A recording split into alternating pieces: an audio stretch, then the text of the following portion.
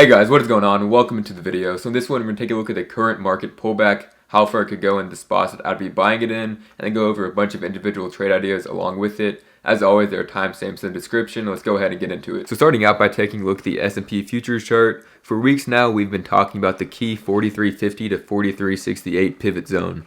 This was the bottom of the 4+ month long range and also the head and shoulders pattern breakdown trigger. So the breakdown played out last week below the 4350 to 4368 zone and followed through with a sell before bottoming in the 4270s. The trend became very oversold there, which led to a relief rally on Thursday and Friday, and after reclaiming and holding the 4305 key level as new support, it was able to lead to a backtest of the 4350 to 4368 zone on Friday as new resistance. And of course, there is no coincidence where it rejected on Friday, right at the top of the zone at 4368.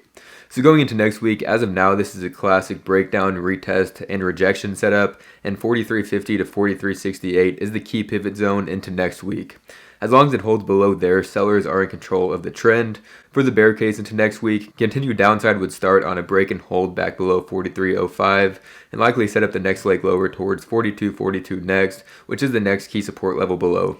For the bull case to restart though, buyers must reclaim and hold back above 4368. This would then trigger a false breakdown, likely squeeze a bunch of shorts, and from there could target 4400 to 4410 and then 4464, which are the next key resistance levels on the upside. So now let's talk about if the market heads lower, where this sell may end, and the most attractive area to buy the dip at.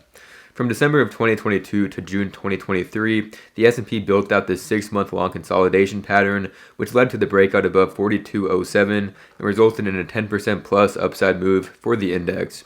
So this is a major breakout and move and result. So because of that, this is a very strong support if it was to be back tested. Along with this, if we zoom in, the 200-day simple moving average is currently trading at 42.23. This will act as major support if tested, and is also within that the 42.42 zone, which was that breakout area of that 6-month-long consolidation that we talked about. So to keep it simple into next week and beyond, the 42.07 to 42.42 zone is a strong conviction buy zone, whether you trade the indexes or trade individual stocks. If we do see a further sell down in the market, this is going to be the zone that you want to watch closely and focus long trades at. It would be highly likely to hold and result in a strong bounce at the least, and it also gives you an easy place to have a stop loss at if it was to fill back below because it's such a defined zone.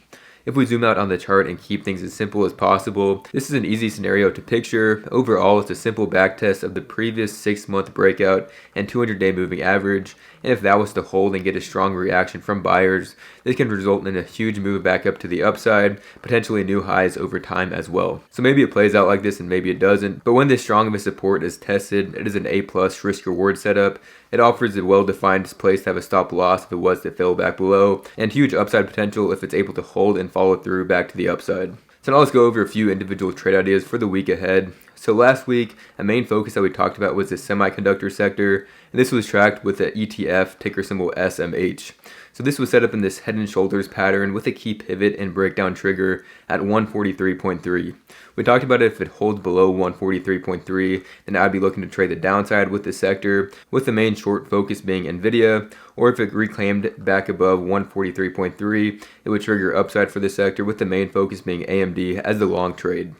Last week, it was able to reclaim back above 143.3, and same drill for the week ahead. If it holds above there, the focus is upside for the sector, or if it fails back below, the focus is downside for the sector. And picture perfect setup for AMD last week, as it was testing the trendline support of the bull flag, which also lined up with the 200-day moving average. So this resulted in a strong bounce off of it, with SMH's reclaim back above 143.3, just adding fuel to the fire. And now AMD is testing the top of the flag at about 104 to 105 into next week.